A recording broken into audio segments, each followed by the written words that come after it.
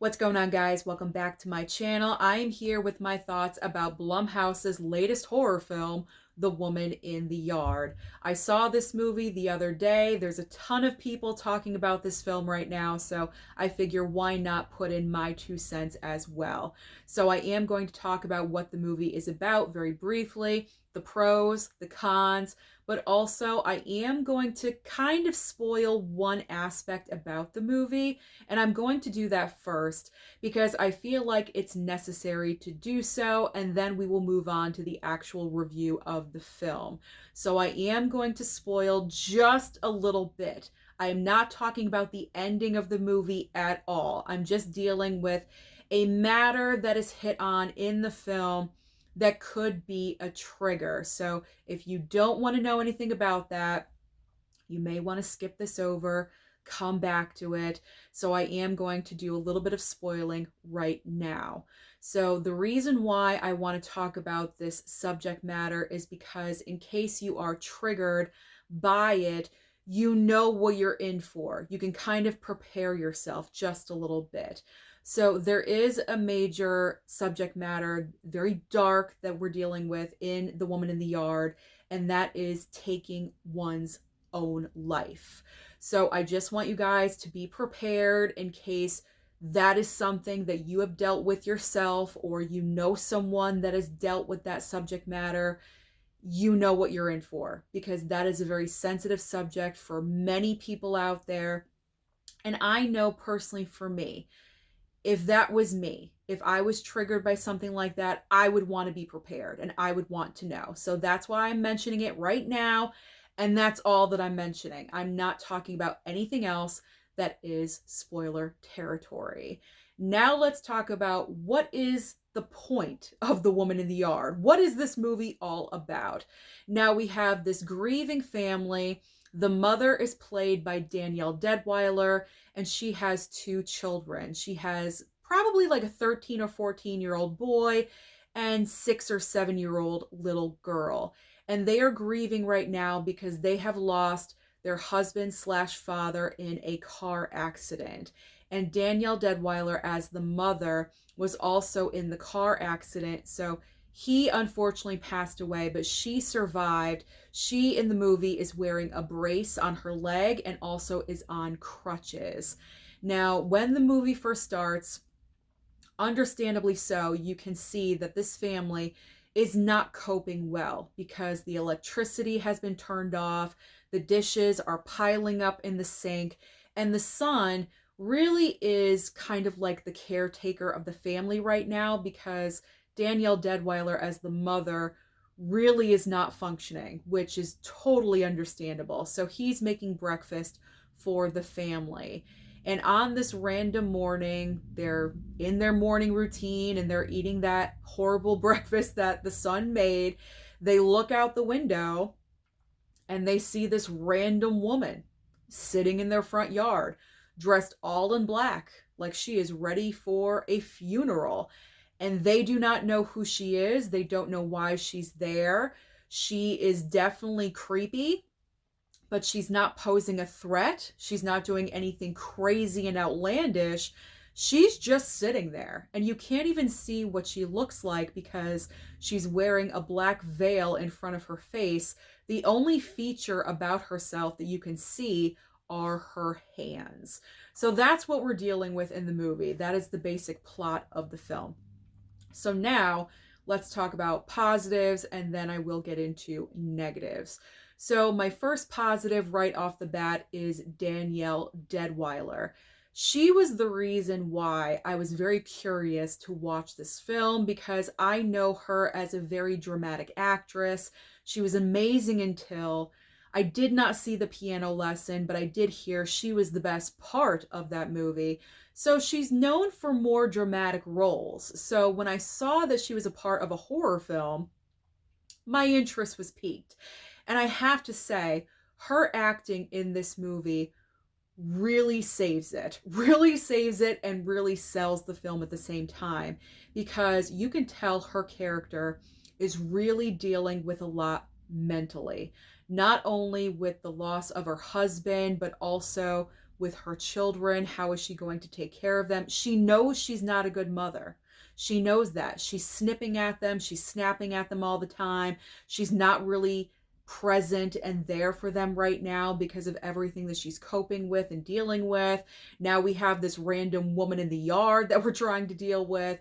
And there's just a lot going on. And through the course of the film, everything starts to unravel where you can put the pieces together and you know what she's dealing with mentally. So I thought her performance in the film was absolutely incredible. It needed an actress on her level to really kind of like flush out the entire movie. So I enjoyed her in this part.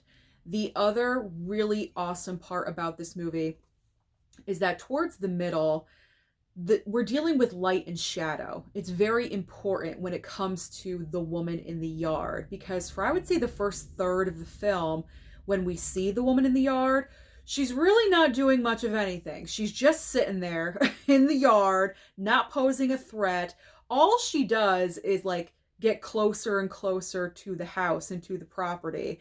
But other than that, she's really not doing much. But towards the middle of the film, she kind of like starts creeping in just a little bit more, and light and shadow is extremely important, and the way that looked throughout the entire film was just really, really amazing to look at. I thought the director and the cinematographer did a great job of accomplishing that. So those were the two main parts of the movie that I really, really enjoyed.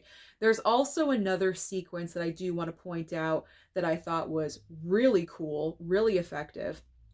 At this point, the woman in the yard is inside the house and kind of having a confrontation with Danielle Deadwyler, and they are in front of a wall of pictures of her children, obviously as their ages or younger. And so the woman in the yard takes a light and she goes across the picture frames, and they change from her kids younger to older, kind of like the future versions of her children. And they are accomplished. The son is a doctor. The daughter has graduated college. She's in a great relationship or married. They're very happy children. So it's kind of signaling to the mother that her kids are okay in the future. They're going to be okay. They're going to be happy, which is kind of like a comfort to the mom. And I thought that whole sequence was very nicely done. Now, my last positive on my list that I have in my hand is that this film from Blumhouse is a lot better than Blumhouse's films that we did get last year in 2024. Because the very first big new release of last year was Night Swim. And that movie was horrible, absolutely awful. And then we had Imaginary that just did not live up to expectations. And then we had that AI movie, AI Afraid, whatever that one was, with like the Nightmare Alexa. I did not watch that movie. I did not waste my time with that film because I thought Blumhouse is just striking out this year. So I was not going to waste my time last year with AI Afraid, whatever the title was. So I will say, I would not judge The Woman in the Yard by the Blumhouse movies that came out last year. This is definitely a better film. However, and this leads into my negative, my top negative of this film, I did not understand the ending. And it really, really killed me that in that moment when I'm sitting there in the theater and I'm watching this film, I did not get it. Now, I am not dumb. I am not stupid. I have seen thousands of movies. I have seen so many twists and turns and revelations and big shocks and surprises in movies. And I've been able to put pretty much all of them together. But with the last 20 minutes of The Woman in the Yard, it just seemed like everything was going so fast, so quickly. There's just a ton of information being thrown at you. It wasn't enough time for my mind to like digest everything. So when the ultimate like final reveal happens in like the last second of the movie, I didn't get it. I didn't get it, and I did not understand it. I really wish that the way the script was written, the pacing of the movie, if they started revealing things like halfway through and kind of like, baby steps led up to everything. I just felt like the final last 20 minutes were just jumbled crazy. If you look down at, getting some popcorn for yourself, or you looked at your phone, or if you talked to your neighbor or anything, you would miss vital information. Now that was not the problem for me because I didn't have a distraction. I was looking at the screen. I was paying attention. I just didn't get it. I just did not get it.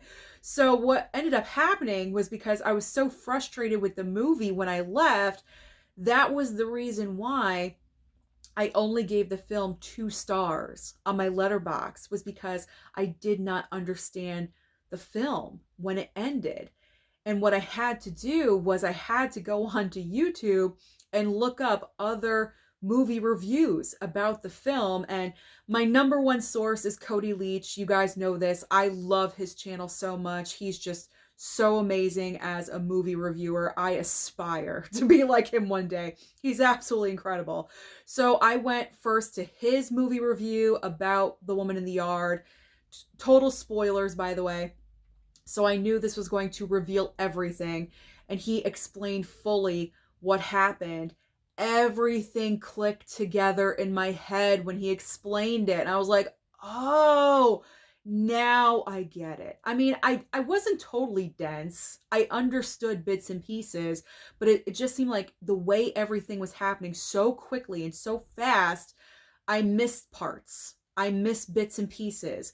But when Cody fully explained everything in his spoiler review, then I was like, oh, that makes total sense. And then when I realized what actually happened, I enjoyed the movie more. I enjoyed the movie more. So if I understood what actually happened when I was in the theater with my experience, I probably would have rated this movie a 3.5 star. And that's pretty decent for a Blumhouse film, considering some of the garbage that Blumhouse is known to put out. So if I did not understand the ending, that's a huge negative. A huge negative, in my opinion. That was just very, very unfortunate. So difficult to understand. Last 20 minutes were just moving so fast. Also, the dark subject matter, which I referred to at the very beginning of this video with the, taking of one's life, makes this movie not the most rewatchable film. I find that to be a huge negative because this movie is depressing. This movie is depressing. It is sad. We are dealing with grief on so many levels and even more grief. And so it's a lot. It's exhausting. So you would have to be in a certain mindset to pop this movie in on physical at home to really kind of enjoy it, I guess. So that's a huge negative, in my opinion. And then the final is that I thought the film could have been scarier, because to me, the way The Woman in the Yard plays out, it is a horror film technically, but for me, this was more psychological thriller, because I felt like we were just dealing with a lot more of the mental than scary, because there's really only one huge jump scare in the movie. You see that in the trailer. Of course they give it away in the trailer. They give everything away in the trailer, usually. So you see the one huge jump scare in the trailer, which actually isn't really that big of a jump scare. If you've been watching horror films for a while, you pretty much can anticipate what's going to occur. And so it wasn't that surprising, even if you don't see the trailer for the film, but it just wasn't scary. It wasn't scary at all. Like I said, it's more mental, psychological thriller that we're dealing with. The mom with her children, the grief, the woman in the yard is just sitting there. She's creeping more and more towards the house. And, more could have been done. More could have been done to make it just a little bit more. Just wanted a little bit more. So I feel like with the script overall, they needed to fine tune it just a little bit. Add in some more scares. pace out extend that 20 minutes over like the last like 40 minutes of the movie, like extend it. I feel like if they just went over the script a couple of more times, really focused in on it just a little bit more, Blumhouse really could have had something special. Because let me tell you, when the ending happens, and if you understand the ending while you're watching it in the theater, it's going to be an awesome experience for you. Trust me, it really will. But if you're left confused like I was, you're not going to have as much of a great experience, and you're going to be left scratching your head saying, what did I just watch? What was the point of that? And then I shouldn't have to go to another YouTuber's channel and watch a review to understand what just happened in the movie. That's what I'm trying to say. So, I mean, I really wanted to enjoy this movie. I did. I was there with it. I was there with it. I was enjoying the creepiness of the woman in the yard. I liked her look, like simple but effective with the black, the black everything, like she's at a funeral and stuff. But, it didn't land for me, unfortunately. If I had that experience in the theater and it landed for me, 3.5 star for this movie. But unfortunately, as of right now, it's going to be a 2 star. So comment down below and let me know your thoughts about The Woman in the Yard. Did you enjoy this movie? Did you understand the ending of the film? And please do me a favor. Do not spoil anything down below in the comments for people that have not seen the movie yet, because that's just not a right thing to do. But comment down below and let me know your overall thoughts about The Woman in the Yard. Don't forget to like and subscribe before you leave, and I'll see you next time.